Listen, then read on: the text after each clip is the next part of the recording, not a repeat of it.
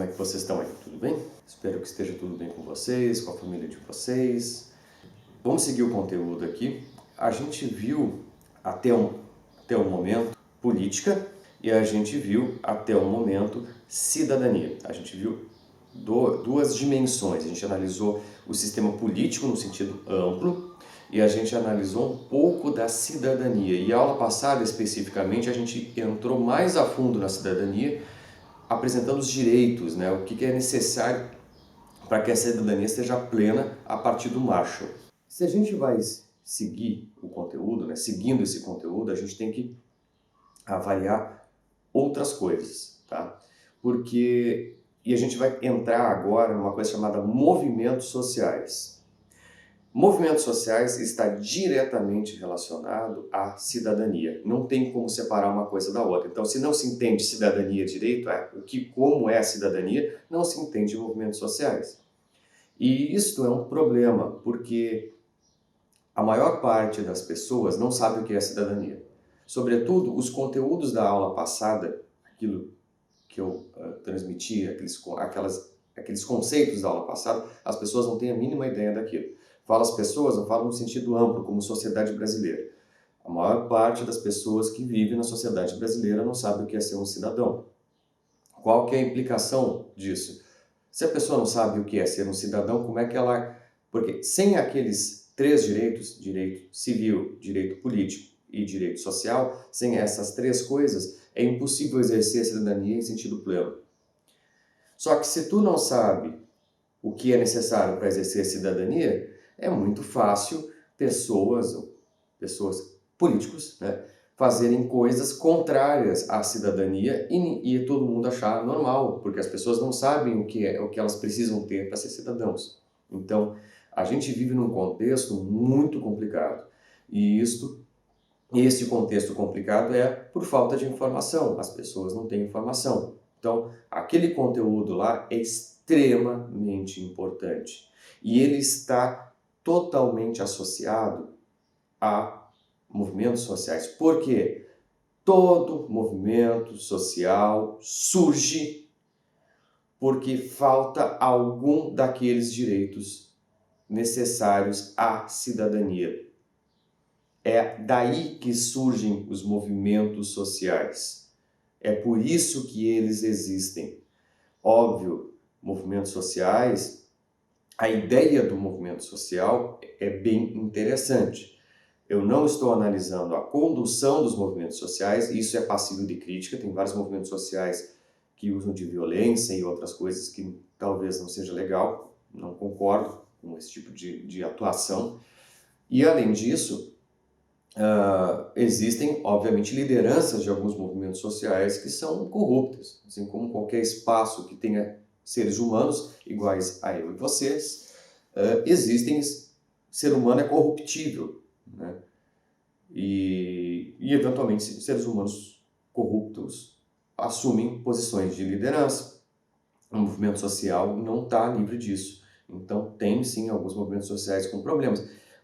Entretanto, isso não desmerece os movimentos sociais. É isso que tem que ficar claro na cabeça de vocês. Porque movimento social surge quando falta algum direito relacionado à cidadania. Então, vamos lá. Movimento social, por exemplo, dos negros, né? Movimento social relacionado à questão racial. Por que vocês acham que surgiu? Vamos pensar na nossa sociedade brasileira. Primeira coisa, a gente teve uma coisa durante muitos séculos chamada escravidão. Escravidão negra, né, específica, porque, claro, se a gente vai estudar história, tem outros tipos de escravidão. A gente teve escravidão negra por um período de tempo altíssimo, por muitos e muitos anos. O que escravidão é? Primeiro, lembra dos direitos sociais lá? Direito social civil. Primeiro, a pessoa não tem liberdade alguma. Ela não tem o direito social civil garantido, porque ela não tem liberdade de ir e vir, ela não tem liberdade, ela não tem posse, ela é posse de outra pessoa. Um escravo é um objeto de um outro ser humano. É isso que caracteriza a escravidão. A escravidão não é um treco simples. É como se vocês fossem, só para vocês terem uma ideia, né? Um escravo, ele tinha, dentro do status social, ele estava abaixo de cavalo, de animais. Ele era um ser humano que é menos que um animal. Ele não é nada, assim, ele está equiparado a um objeto. E mesmo assim, dependendo do objeto, não podia ser destruído. Né? Um escravo ser morto, ou seja, destruído, era ok. Nada iria acontecer à pessoa que fez isso. Por exemplo, uma pessoa tem um escravo, tá? E eu vou lá e mato aquele escravo, eu não vou ser julgado, punido por nada, por ter matado aquele escravo. Eu só tenho que reparar. Eu dou o dinheiro que aquele escravo valia e tá tudo bem. Só para vocês terem uma ideia, a gente está falando de ser humano com vida que é tratado como uma coisa. É disso que se trata a escravidão. Então, o primeiro direito civil não existe. Direito político não precisa nem dizer. Se o cara é uma posse, como é que ele vota? Não tem direito político nenhum. E direito social, nenhum, né? Eles não têm acesso à saúde, à educação. Ele morreu, compra outro. É assim que funcionava a lógica do sistema escravocrata. As pessoas não tinham o mínimo cuidado com os escravos. Né? Quando tinham, era nesse sentido, é um patrimônio, né? Então é a mesma coisa que a pessoa não querer que o carro estrague. É essa lógica de pensamento que estava envolvida nisso. O que aconteceu? Vamos estudar um pouquinho da história da escravidão. Né? O que aconteceu? Tivemos a abolição. O que foi a abolição? Por que foi? A abolição foi os negros, né, foram, bem entre aspas, libertos, e eles foram, na verdade, expulsos do local onde estavam e foram, assim, servirem no mundo. A gente saiu do sistema escravocrata. Essas pessoas, obviamente, eram passíveis de todo tipo de preconceito, como tem até hoje. Eles, socialmente, na sociedade brasileira, sobretudo dentro da mentalidade da elite da sociedade brasileira, negro não é gente. Naquele contexto, hoje mudou um pouco, mas ainda este pensamento subsiste, né? Ele está na sociedade, só que as pessoas têm vergonha de falar. Mas tem muita gente que não considera negro gente. A gente vive ainda em contexto racista. Tem muito racismo no Brasil ainda. Mas nessa época a sociedade é totalmente racista. Ou consecutivamente essas pessoas são libertas, elas saem do campo, né? Saem da situação de escravo e estão livres. Só que tu vive numa sociedade onde negro não é gente, não é considerado gente, não tem status social de gente. Consecutivamente, ninguém vai dar emprego. Essas pessoas não conseguem emprego, elas não têm onde viver, o que elas vão fazer? Vão morar em áreas que ninguém quer, que são áreas de invasão, que hoje a gente chama de favela. Vocês já viram como é que é uma favela? Uma favela é uma montanha. Ninguém quer morar numa montanha porque aquilo tem desmoronamento, aquilo cai pedra, cai um monte de coisa, como acontece até hoje. Não mudou nada nesses tempos para cá. Então, favela é um lugar de alto risco. E por ser um lugar de alto risco, né, ninguém queria morar. Quem que foi morar lá? As pessoas que ninguém queria. Né? Os negros. Tanto é que as favelas, a concentração populacional é muito grande de negros, em qualquer lugar, inclusive Santa Maria. E os negros, embora libertos, eles não ganharam direito político. Então, dos primeiros movimentos sociais relacionados à negritude foi o movimento por voto, para que eles tivessem direito a voto. E não só esses, as mulheres também. Né? As sufragistas no início do século XX, a gente está falando de 100 anos mais ou menos, não votavam. Vejam, vamos pegar no contexto norte-americano. Os Estados Unidos se tornou independente em 1700 e pouco, não sei exatamente a data, mas foi 1700 e pouco. O sistema de eleição lá começou logo em seguida. Ou seja, eles tiveram mais de 100 anos de eleição nos Estados Unidos e só no século XX, primeira metade do século XX, que as mulheres começaram a votar. Por que elas começaram a votar? Porque elas lutaram para isso. E aí a importância dos movimentos sociais. Porque elas não tinham a cidadania delas garantida. E para que elas tivessem a cidadania garantida, elas organizaram um movimento social, foram para as ruas lutar. Nisto, várias mulheres foram mortas. Você sabe que o Dia Internacional da Mulher É por causa disso, né? Várias mulheres que estavam lutando pelo direito a voto, ou seja, elas não queriam nada demais, elas só queriam poder votar. Foram fechadas dentro de uma fábrica que foi tocado fogo. Foi isso que aconteceu. Então, a luta e direito que vem dessas manifestações e movimentos sociais, elas vêm, em geral, impregnadas de sangue. Ali tem muito sangue. Eu vou deixar aqui na descrição do vídeo uma carta de uma juíza que ela fala justamente sobre isso, sobre os direitos e o que está por trás dos direitos sociais, tá? Dos direitos adquiridos.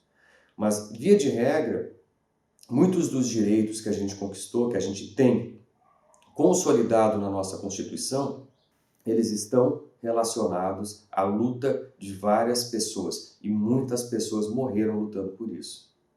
Então, quando a gente pensa na questão de não existir mais escravidão no mundo, isso foi porque muitas pessoas lutaram para isso. Depois, os negros continuaram lutando porque não tinham direito nenhum. Tiveram que adquirir o direito a voto, o direito depois que eles estavam livres, né? Eles, enfim, não estavam mais na condição de escravo. Dizer que eles eram livres era bastante complicado, porque liberdade, de fato, ela só é possível se tu tem toda a estrutura de cidadania garantida, tá? É a única condição para tu ser plenamente livre no mundo que a gente existe. Se a gente não tem qualquer um daqueles direitos, a gente não é plenamente livre. Então, se eu não tenho direito a ir e vir a minha vida, beleza. Isso aí a gente adquiriu faz bastante tempo, mas se eu não tenho direito a voto, eu não tenho liberdade plena. Os negros tiveram que lutar por isso. E hoje, a luta, né, que existe dos movimentos sociais, porque eu estou tentando trazer a justificativa, o que se baseia as políticas que existem, e falo especificamente das políticas de cotas, o que se baseia a política de cotas é no terceiro direito, no direito social, porque como a maior parte dos negros vive nas periferias das cidades, e justamente nas periferias das cidades é onde existe o pior sistema educacional, não porque tem os piores professores, não culpem os professores. Tem muita gente boa, professores com grande vontade de fazer diferença no mundo, que estão dando aula nesses lugares. Mas, já comentei um pouco, professores, sobretudo do sistema público, trabalham muito, e quando eu falo trabalham muito, dão muita aula.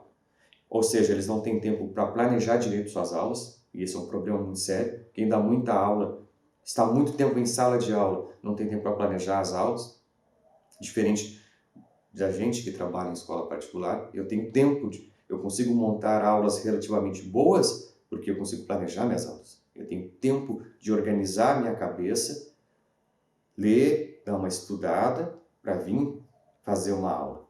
Eu não tenho que dar, imagina, 5, 6 aulas por dia, eu não sei nem o que está acontecendo, porque além de eu dar muita aula, não ter tempo de planejamento, eu vou ficar com a cabeça muito cansada. Isso é uma atividade intelectual. Se eu ficar com a cabeça cansada, eu não consigo exercer a minha função de educador. Então, professor de periferia, ele dá muita aula, ganha muito pouco, ou seja, ele tem uma restrição salarial muito grande, consecutivamente é difícil aquela vida, então ele tem outras preocupações, inclusive com pagar suas contas. E, por último, a gente tem ainda, e não menos importante, a violência dentro das escolas. Muitas escolas de periferia, infelizmente, os traficantes estão dentro das escolas. A violência está dentro da escola e não há nada que os professores ou direção da escola consigam fazer porque eles são ameaçados. Então, é uma situação muito difícil de aprender num contexto desses. E aí, como que uma pessoa que vive nessas condições vai ter capacidade de concorrer com quem estuda numa escola boa, que tem um bom ambiente escolar e tudo mais? Muito difícil. Muito difícil? Não, ela não consegue. Esse é o ponto.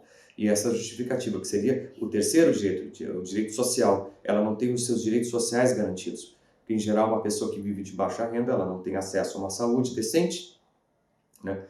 A gente sabe como é que é a situação do SUS no Brasil.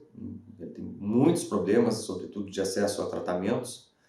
As pessoas não têm acesso a uma saúde decente, não têm acesso a uma educação decente e não têm segurança, porque quem coordena, em geral, quem manda nos contextos de periferia e de maior pobreza no Brasil são os traficantes. Então ele não tem segurança, não tem o mínimo de segurança naqueles espaços. Consecutivamente, né, a cidadania é toda capenga. Ela não tem liberdade. De uma das formas de tentar tirar essas pessoas daqueles contextos e apresentar outros contextos para ela, no qual ela possa se desenvolver, é colocando ela dentro da universidade. O que a universidade vai colocar ela dentro de um ambiente diferente, né, de estímulo ao conhecimento, de estímulo ao saber, e vai dar condições dela se desenvolver ali dentro. Né? Porque a política de cotas não é só botar, em geral, o estudante de baixa renda dentro da universidade, mas tem uma série de auxílios que são dados para essa pessoa, para que ela consiga estudar, permanecer e se desenvolver dentro da universidade. Para que essa pessoa que vive lá na periferia, num contexto de violência e pobreza, consiga sair de lá e se desenvolver, né? E como pobreza no Brasil está associada à negritude, é um problema complexo, né?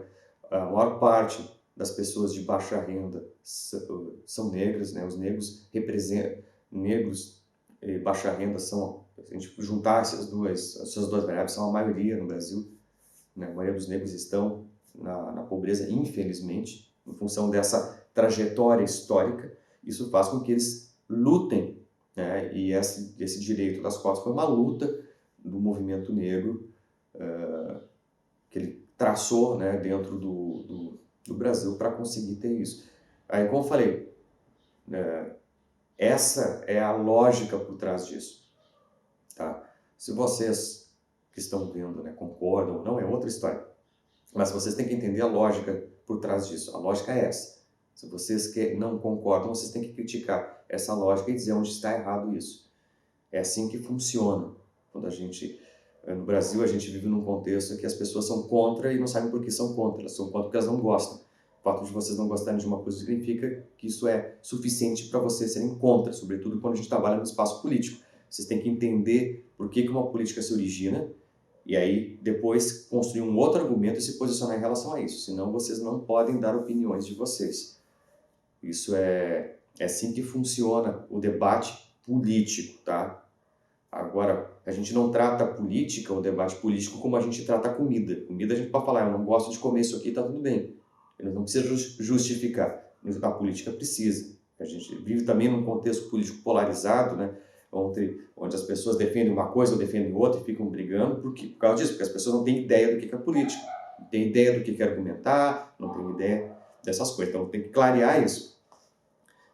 Quando a gente fala de política, a gente tem que entender os argumentos e depois se posicionar em relação a isso. Isto é um debate político. Senão o debate político vira um debate como debater se comer sorvete é bom ou ruim. Não é assim que se trata a política. Né? Porque aí a gente não avança dentro do debate político e aí a gente não constrói ideais políticos e, consecutivamente, o Brasil sempre fica igual. Né?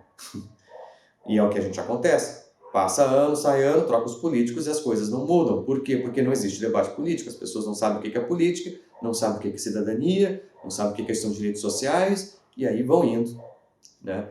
E as coisas não mudam. Tem que entender do que a gente está falando. Essas aulas aqui são para clarear a cabeça de vocês, para ninguém sair falando bobagem sobre política. Tá? Então, os movimentos sociais é isso. E toda vez que tem um movimento social, todo movimento social, vejam, ele está buscando alterar algo que existe na sociedade, né, para, de certa forma, trazer direitos a um grupo que não tem algum tipo de direito. Então, todo movimento social ele surge com essa prerrogativa, tá? Todo, sem exceção.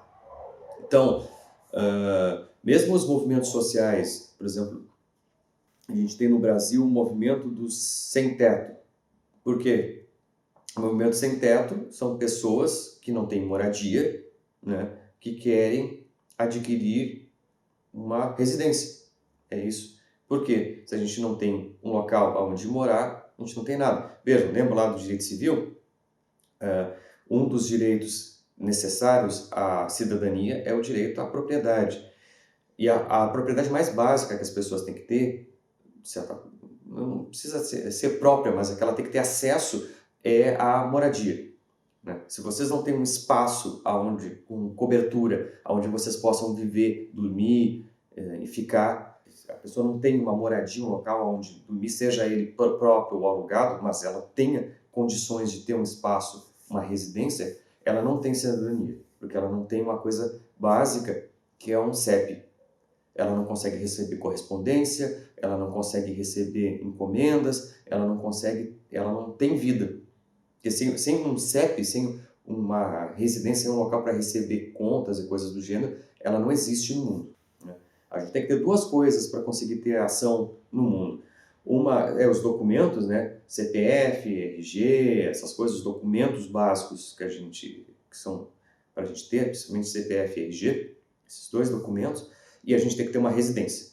Sem essas três coisas, a gente não existe muito bem no mundo, tá? Essas três coisas são essenciais. Então, qualquer uma que vocês não tenham, que uma pessoa não tem, ela não consegue exercer a cidadania dela.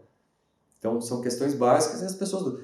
claro, tem controvérsia se todo mundo que está ali naquele movimento realmente não tem residência, alguns têm, aí são de malandragem. Outra história, tá? Esse é um outro debate, eu não vou entrar no mérito dos problemas existentes dentro dos movimentos sociais. Eu estou explicando aqui como eles surgem, por que eles surgem.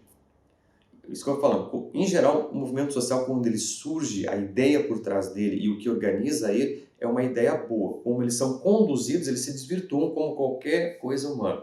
Tem muitos movimentos sociais desvirtuados. Isso é uma coisa que acontece, né? Eu não vou ficar apontando o dedo aqui qual movimento social não funciona ou funciona, porque não é o caso de fazer proselitismo, né, em relação aos movimentos sociais, né? Quando eu faço isso, vocês podem ver, são os movimentos sociais do passado em geral, não os que estão lutando no presente, que do passado a gente consegue saber. Sobretudo, que nem eu comentei, o movimento negro ele é essencial para que os negros tenham direitos iguais. Hoje, os negros têm direitos iguais. Assim, embora tenham problemas, né, ainda da pobreza, miséria e tudo mais que está relacionado à negritude, mas eles, pelo menos, direitos de votar e alguns outros direitos foram garantidos a eles, né? A gente não pode tratar na sociedade, né, uma pessoa pelo fato dela ser negra como se ela sendo inferior. Isso é um crime de racismo. Mas esse crime de racismo, ele é recente. E ele só existe porque o movimento negro lutou para isso. Porque durante um bom tempo podia xingar uma pessoa e falar um monte de absurdos na rua porque ela era negra e não acontecia nada contigo. Entendem? Ele podia fazer bullying, literalmente, já que é o termo bonito que existe hoje. Antigamente se fazia bullying com a pessoa pelo simples fato dela ser negra e nada podia acontecer com a pessoa que fez bullying, né? Hoje ela vai presa. Hoje isso é crime, mas isso é uma conquista do movimento negro, tá?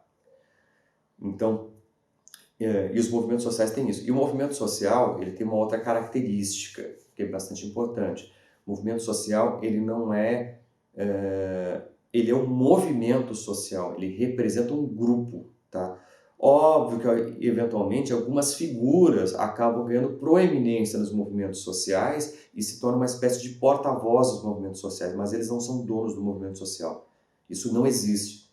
O movimento social, ele é da classe, do grupo, daquele grupo de pessoas. Então, mais uma vez, né, falando do movimento negro, se a gente vai pegar o movimento negro nos Estados Unidos, tem duas figuras que são muito importantes nos Estados Unidos. Uma é o Martin Luther King, que vocês já devem ter ouvido falar, e outra é o Malcolm X. São duas figuras muito importantes dentro do movimento negro norte-americano. O Malcolm X era dos Panteras Negras e o Martin Luther King no contexto mais geral.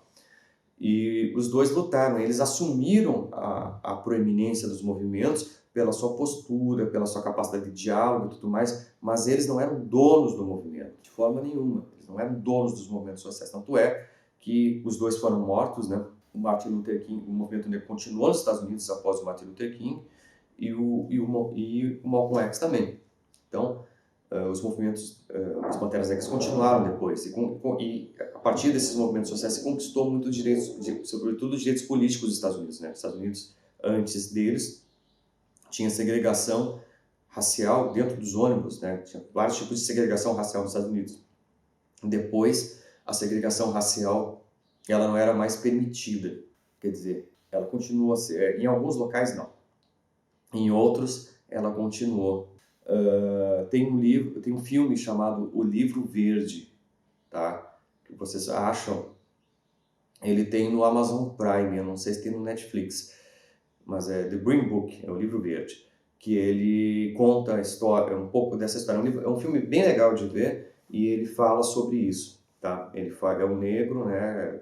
É uma história real, tá? Do negro que toca jazz, que viaja pelo sul dos Estados Unidos, que era uma região que tinha muita segregação, tinha hotéis de negro. O Livro Verde é justamente o livro que os negros usavam para saber onde é que eles podiam pousar, né? Onde é que eles podiam ficar, né? Os hotéis que aceitavam negros no sul dos Estados Unidos, que outros lugares não aceitavam. Então, é assim que funciona, tá? Era assim que funcionava naquela época, e o fato disso não existir mais hoje é porque teve muita luta. Os movimentos sociais foram importantíssimos nisso, tá? Então, quando a gente fala de movimentos sociais, isso é uma coisa que eu peço a vocês, né, quando forem ver sobre movimentos sociais, a gente nunca... No Brasil, a gente tem uma mania de categorizar as coisas rápido. Ah, isso é um bando de vagabundo. Vamos entender o que está acontecendo? Acho que é uma coisa razoável. Vamos entender por que aquele movimento social surgiu, o que ele está lutando, o que ele está fazendo, e depois disso a gente vê, estuda, tenta se informar, não por fake news. Tem muita fake news a respeito de movimentos sociais também, mas a gente tenta se informar para saber o que está acontecendo, sabendo, por óbvio, que são movimentos feitos por seres humanos. Consecutivamente não são perfeitos, eles têm problemas, eles têm, às vezes, posições que talvez não sejam as melhores. Ninguém acerta sempre, né? Nem os movimentos sociais também não, mas a gente tem que entender eles. O problema é que, a grande questão que eu vejo em contexto mais amplo, é que as pessoas desmerecem movimentos sociais de forma rápida, sem entender o que está acontecendo, sem entender por que ele existe e sem entender o papel dele.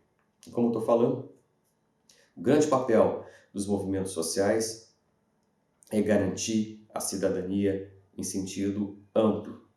E mais uma vez, como eu falei, como no Brasil não se entende o que é cidadania, de fato, né?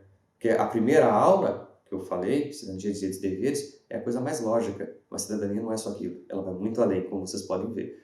Então, como as pessoas não sabem o que é de fato cidadania, elas também não sabem para que servem movimentos sociais e, consecutivamente, a gente não entende nada de política. Tá bom, pessoal?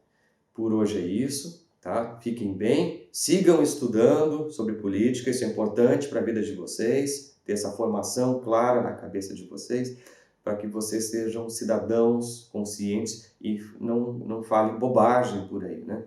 Eu espero sinceramente que sejam cidadãos conscientes, né, que surjam aí.